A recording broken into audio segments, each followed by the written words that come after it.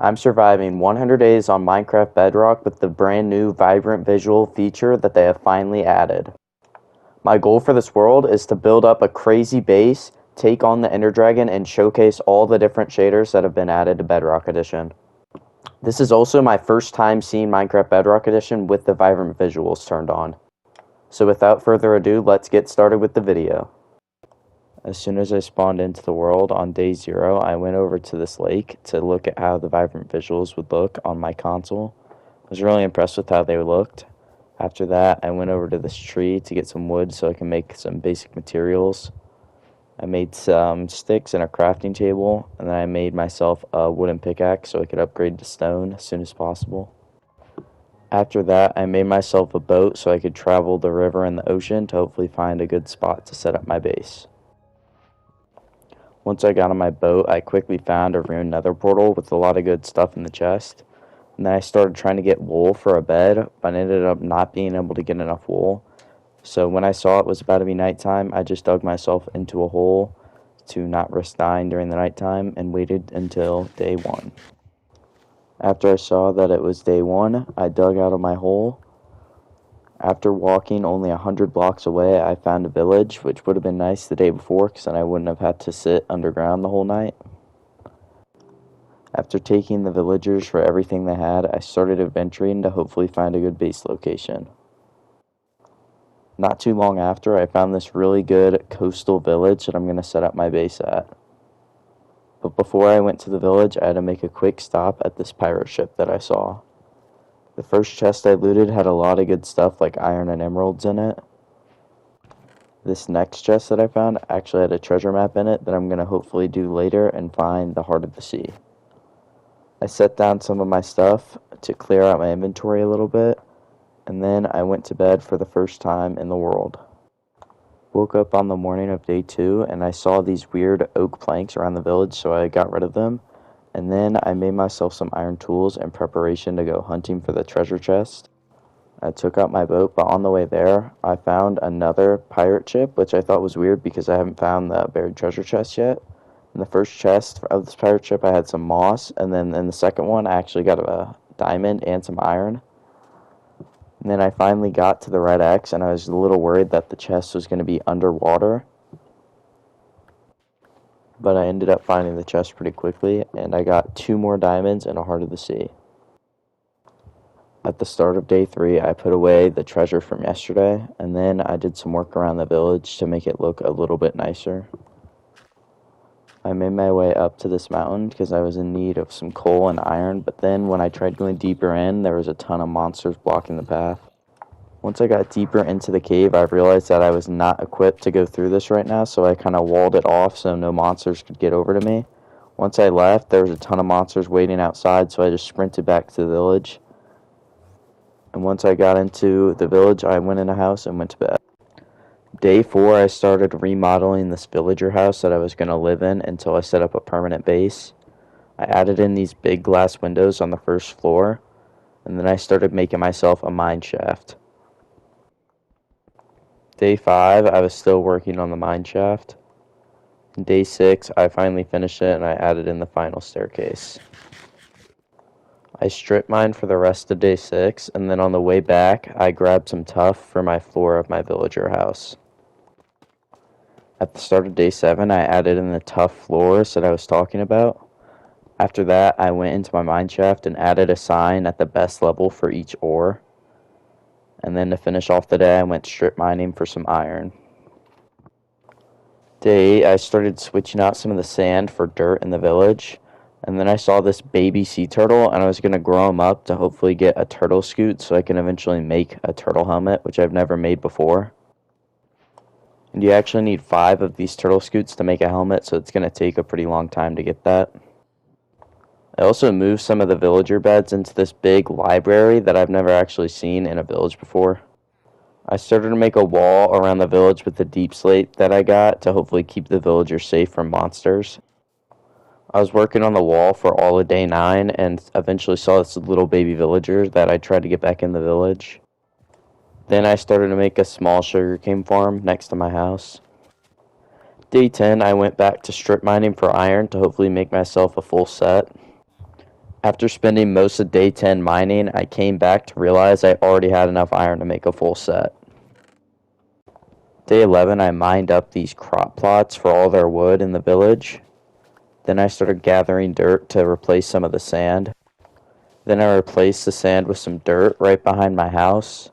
Then I found another baby sea turtle and I grew him up to get my second scoop. I started making this deep slate bridge between my house and the other side of the village. I spent pretty much the whole day finishing up the bridge, and this is what it looked like at the end. I decided to add in some little turrets on the side of the bridge. And then I moved some of my stuff that I had outside inside, including another double chest. At the start of day 13, I fixed the water under the bridge so it wouldn't flow inwards. Then I put some torches down on the inside of the village so no zombies would spawn and infect my villagers. I also finally made myself a full iron set so I wouldn't have to wear the gold and leather anymore. I also went back to the cave from earlier on in the video to collect some more iron and coal. But the cave was a lot smaller than I thought, and it was only a couple more blocks from where I ended off at. I found my first wandering trader of the world, but he didn't really have anything I liked, so I got a free lead out of him. On the way back, somehow another baby villager escaped the wall, so I had to protect him from a zombie and get him back in. Since it was nighttime, I walked around the village and made sure I had enough torches so no monsters would spawn in. Day 14, I harvested my sugarcane for the first time, and I also started replacing more of the sand with dirt around the village. At the start of day 15, I noticed I had this dirt pathway and it kind of looked like a dock, so I decided I was going to transform it into one. A little bit later, I finished the first side of the 2 docks I'm going to be making. And I even added in our first jungle boat that we got all the way back on day 0. After that, I finished up the other side of the dock, and this is what they looked like at the end. I'm definitely going to improve them later on when I have more materials, but they look okay for now. I found this horse on my land, so I tamed him. And then I went back to my house to actually craft a saddle, which is a new thing they added in the most recent update. And I tested out the horse, and he was pretty fast, but his jumps were not very good at all. He couldn't even jump onto my chest. After that, I started to terraform the village a little bit and switch out some of the dirt for sand underwater, and then switch out more of dirt for sand on the land. Then I spent 10 minutes digging up dirt to fix some of the areas around the village. After about a day and a half of terraforming, the village was actually starting to look kind of good. After I got done terraforming for a little bit, I decided to expand the cow pen to actually start breeding them in order to get leather for an enchantment table. I expanded my sugarcane farm to the other side of the lake to start producing more paper for firework rockets and an enchant table. I then made a farm so I could start feeding the cows. I swapped out some of the cobblestone around the village for stone bricks because I think they look a little nicer. I then redid the inside of this library because I'm eventually going to make it my villager breeder. The next day I went mining for a little bit in hopes of finding some coal, but unfortunately I did not find any. After having an unsuccessful mining session, I decided that I was just going to go exploring with my new horse. After a little bit of travel, I came across this stone mountain with a ton of exposed ores on the top, so I put my horse in a lead, and from that first vein of coal alone, I got a stack in 45 along with some emeralds. After spending the past 2 days mining, I had a ton of coal along with a stack and a half of iron. Once I got back, I put all my stuff away, and it shows that mining on the mountaintops is way more effective for coal than strip mining. I then decided that I was going to take my boat across the river to start harvesting up some wood to hopefully make a house. While I was harvesting the wood, I came across this huge ruined nether portal that had enough obsidian to make at least 1 nether portal. After breaking 2 full iron axes, I only ended up getting around 4 stacks of wood in total. And at the end of day 25, I finished transitioning my house from cobblestone to stone bricks. On day 26, I decided that I was going to try and get myself diamond tools and an enchantment table. So I made myself 10 iron pickaxes and set out for my mine shaft. So I spent day 26, 27, and 28 mining, And then I had to go back to drop off some of my blocks and ores because my inventory got filled up and we only used about half of the iron pickaxes. And then I spent day 29 strip mining, and then on day 30 I actually found a small cave. And I know it looks weird right there because you guys can't see my shield, but it's just because of the skin I have on, it hides the shield. So you guys don't have to look at that the whole video. After spending 5 whole days in the mines, I finally finished on the nighttime of day 30. After spending 5 days in the mines, I was hoping for a little bit more diamonds in 16, but we'll make do.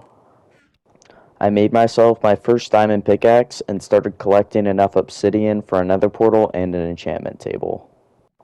Later that day, I finished building my nether portal and my enchantment table. In my first enchant, I got really lucky and got an insane diamond pickaxe. I decided that I wanted to make my house on the other side of the bridge, but first I'm going to have to tear down these 2 villager homes.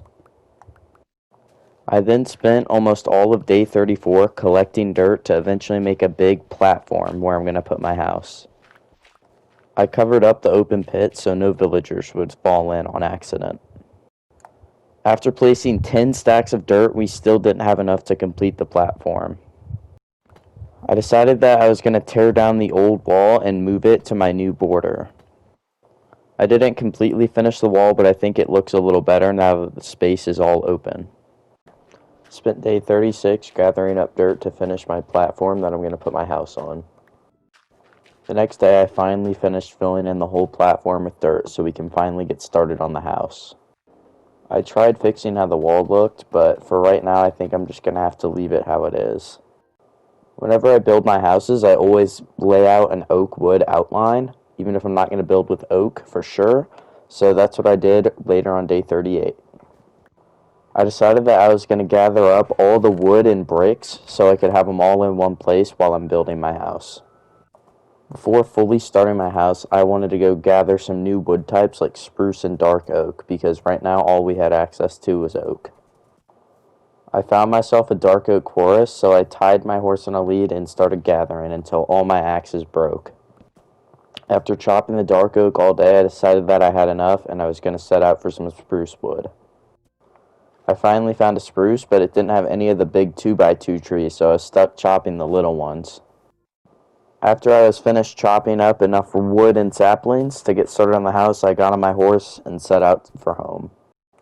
I finally got started on the actual house part of the house, and I built this little porch by my front door. I wanted to try out some stone bricks for the walls of the first floor, so that's what I did. But we quickly ran out, so I utilized my new Silk Touch pickaxe that I got a couple days earlier to get some more stone. While I was mining, I found this insane cave, but I decided that I wasn't going to do it right now and that I'd come back later. I started putting in these huge glass windows because I wanted a lot of sunlight to come through the build. I filled in the rest of the walls with stone, even though I don't know if I want to have windows or not. I just filled in some outlines to get an idea of the shape. So a lot of that time I spent filling in the platform with dirt is completely wasted because we have to dig it all up to put in our oak plank floors. It was also really annoying because since we're right above the water, I had to keep jumping down to collect all the dirt that was floating so it wouldn't just despawn in case we need it later. I finally finished the floor and I think it looks alright, but it definitely needs some texturing.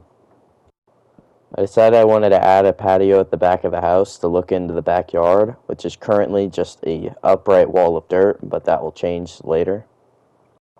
I made a staircase up to the second floor, but the staircase kind of ran right into the wall, so I'm going to have to figure that out later. So I decided I was going to make the staircase curve to the left so it doesn't run right into the wall when you walk up.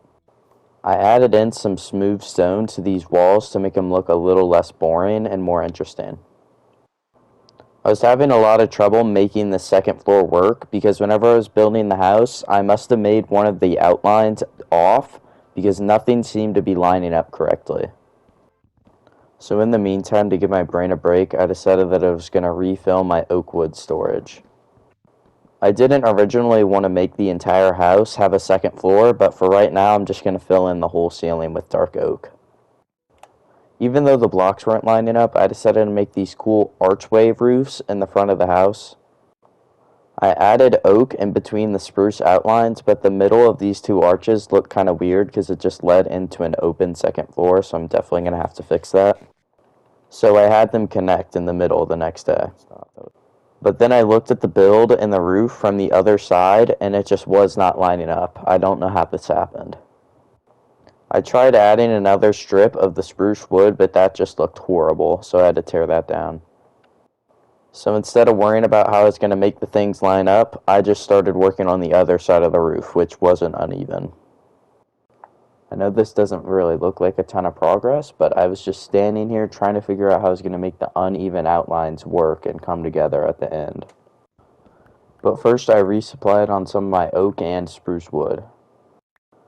I came back and decided I was just going to finish the right side of the roof and see if it helped me envision a way to make this stuff work, but it didn't. While I was working on the roof, I actually ran out of spruce wood again, so I had to make another 2x2 tree and chop that down before I could finish the roof. In the end, I just decided to make the roof come up to a point, and it really does not look good from the top, but you can't really see it whenever you're on ground level, so I'm okay with it. I decided to cut out this little section on the roof because I was going to make it into a little watchtower, and I was going to put my bed in there. Ran out of spruce wood while I was making the roof of the watchtower, so we're back to chopping trees. Finished the roof of the watchtower and added in this little point on the top of the roof. I think it looks okay. Then I started the process of moving all my possessions, including my bed and all of my items, into my new house, which is going to take a long time. This is a storage design I came up with. It's pretty simple, but we should definitely not run out of storage space anytime soon.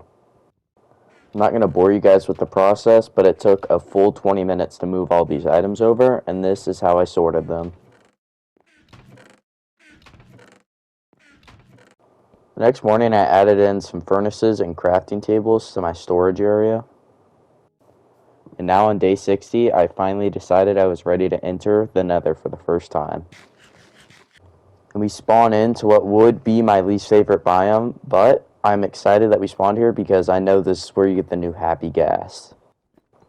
First thing you should always do in the Nether is box up your portal, so that is what I did.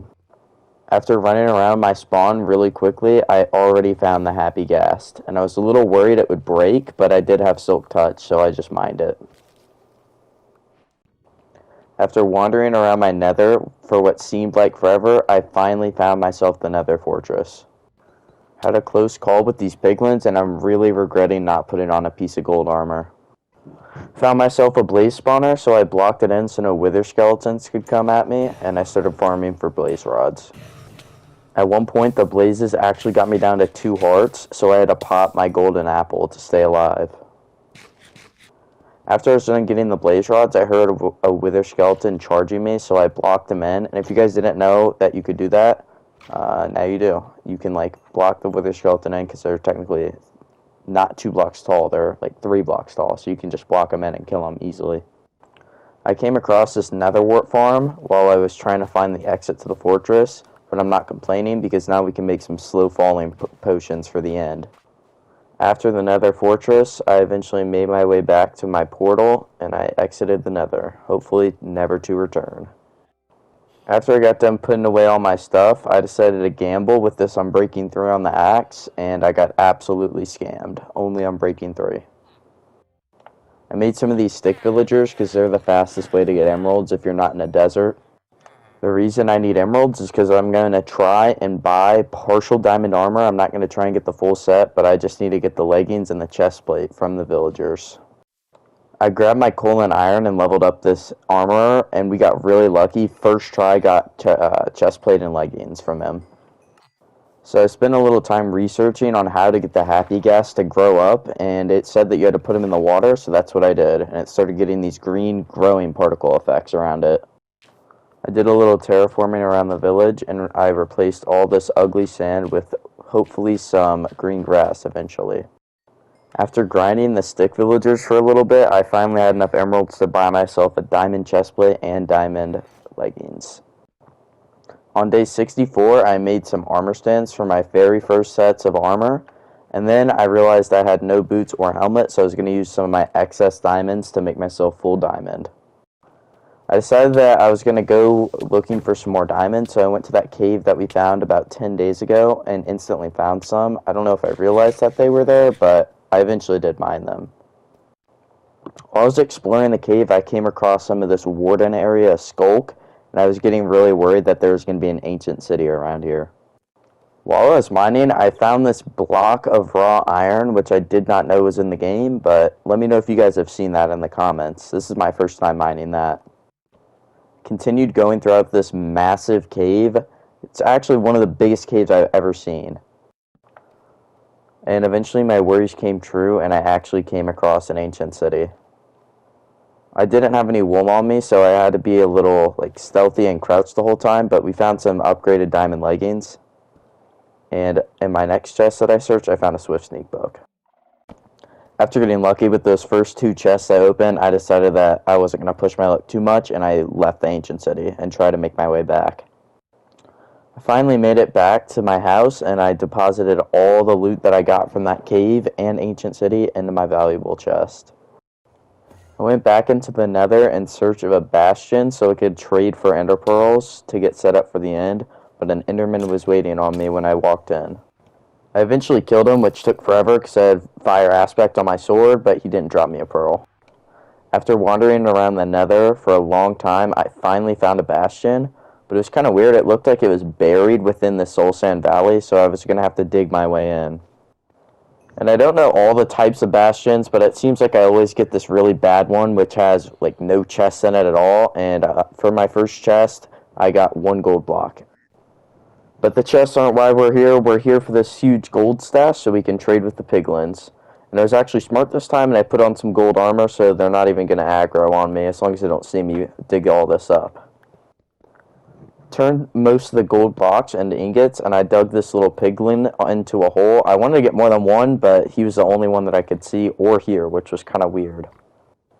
And I kid you not, I sat in this hole with this piglin for 2 Minecraft days, which is almost 40 minutes, which is just insane. But I did end up getting 12 pearls, so we should be good, as long as not too many break on the way to the fortress. When I came back through my portal, my happy ghast actually transformed from that block that he was into an actual creature, but he's just a baby, so I couldn't ride him yet. I brought the happy ghast over to my horse area with a lead so he wouldn't fly away on me.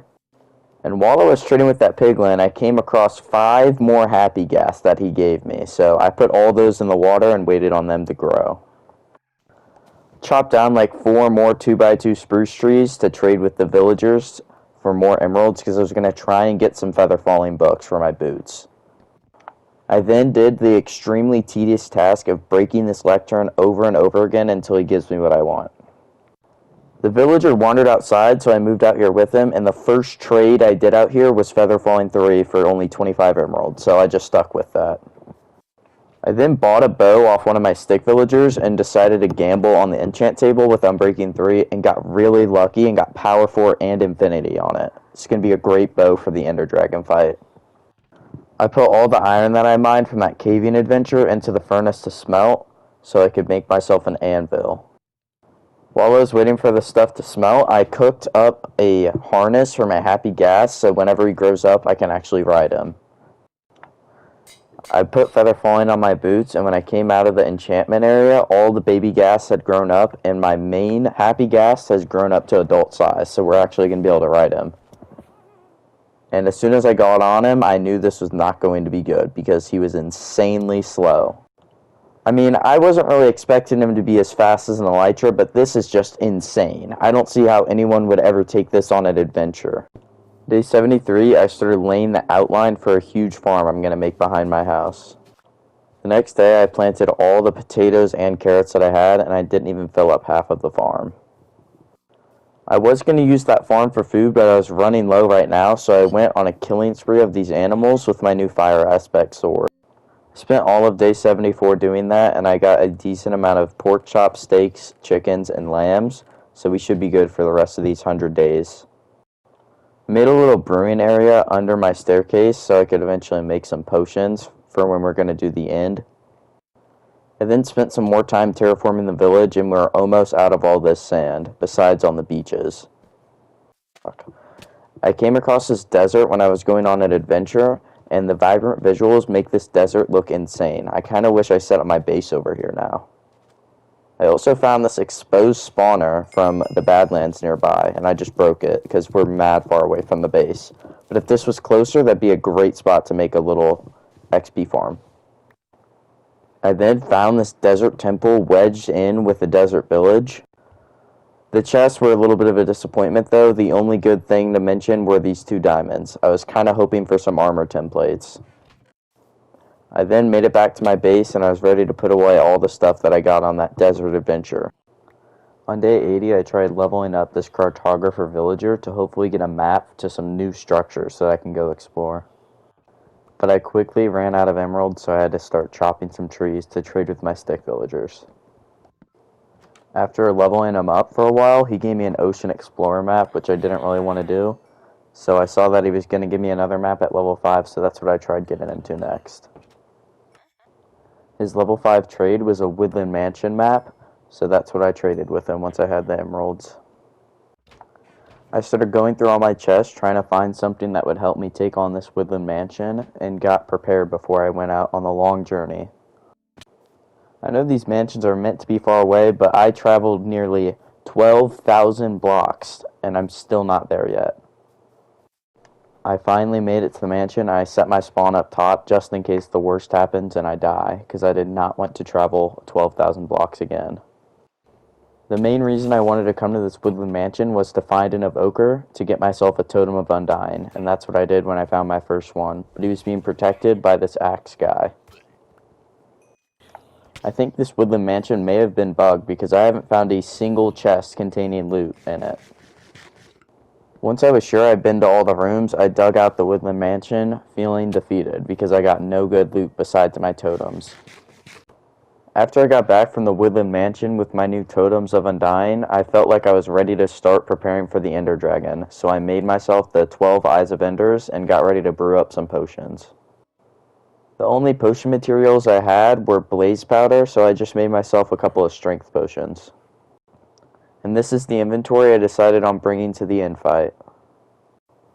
And then once I was ready, I threw my first Eye of Ender, and it broke.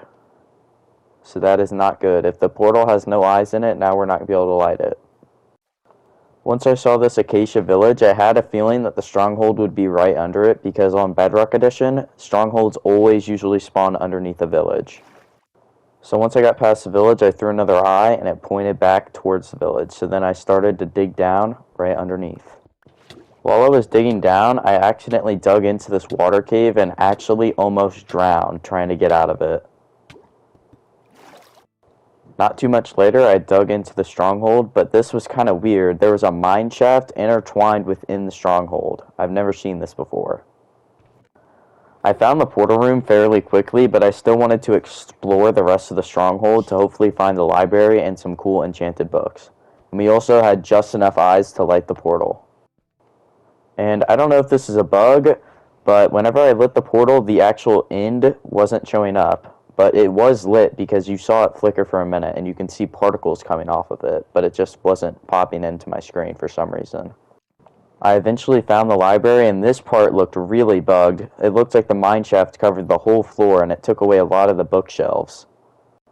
From the library chest, I got an insane book which had mending and efficiency on it, and a sharp 4 book. I put away all the loot that I got from the Stronghold, and I prepared myself to jump into the end. Right when I jumped in, I immediately noticed the difference in the skybox. It never used to be this bright purple color before, and it looked really cool. I brought in a few empty bottles to collect some dragon's breath to maybe make some lingering potions if I end up doing 200 days on this world. I built up and broke my first cage crystal and hit an MLG water bucket on the way down. I then got the second cage crystal. I shot down some of the other crystals, but you don't really have to shoot them all if you don't want to, because it won't regen the dragon fast enough if you shoot enough. After a few perches, the dragon was finally defeated. Then I collected the 50 levels of XP that he dropped me, hoping I wouldn't die whenever I go to get my elytra, so I can actually enchant my loot when I get back. I jumped through the end portal to put away some of the stuff that I got, including the dragon egg, just in case I died in the void. I didn't want to lose that.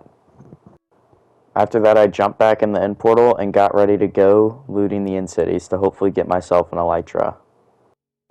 I threw my ender pearl into the gateway, and this is the most insane spawn I've ever seen. Spawned on a chorus root tree right next to an end city with a ship. This spawn was great, but the actual end city itself had no chest room, so I just went straight over to the ship. I went to the underneath part of the ship, dealt with the shulker box, and opened an insane first chest. The other chest wasn't really as good. It only had a Curse of Vanishing Diamond chestplate, but then I grabbed what we're really here for, the elytra. Next, whenever I went to go grab the dragon head, I noticed that its eyes actually gave off a little bit of light and they were glowing, and it also had some scale textures on it. I grabbed some chorus fruit so I could plant some back at my house if I wanted to, and then I made my way back through the gateway. I dug up from the end fortress and started making my way back to the village, which was only 100 blocks or so away. Once I got back, I started to put away all the loot that I got from the end. I stayed up on the nighttime of day 92 to grind some gunpowder, because I was planning on making a big fireworks show on day 100. After a whole night of grinding, I got 28 gunpowder, and I started to put some dyes in a chest so I could make the fireworks.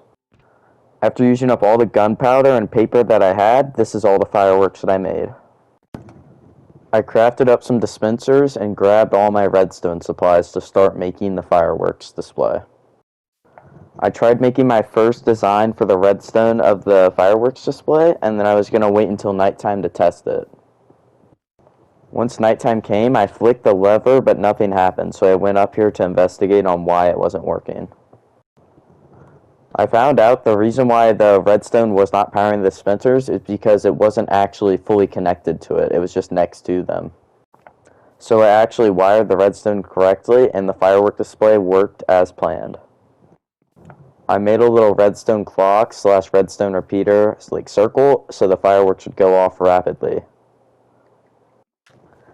I decided that I was going to try out some gravel underneath the grass and the wall, and I think it looks okay. I put some chairs out on the patio so I could sit and watch the fireworks.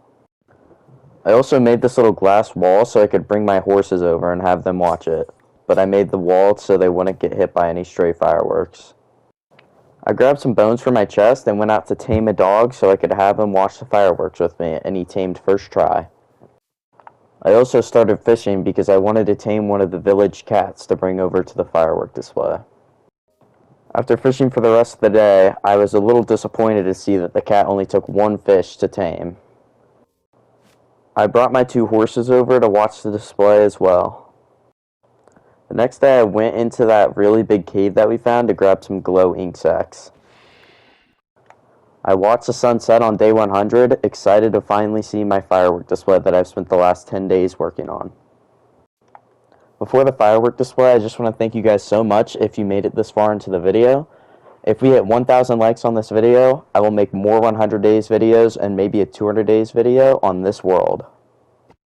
So with that, I grabbed the redstone and connected the wiring, and then the firework display started, and then I sat and watched it with all my pets. Once again, thank you guys so much if you made it this far into the video, and make sure to like and subscribe.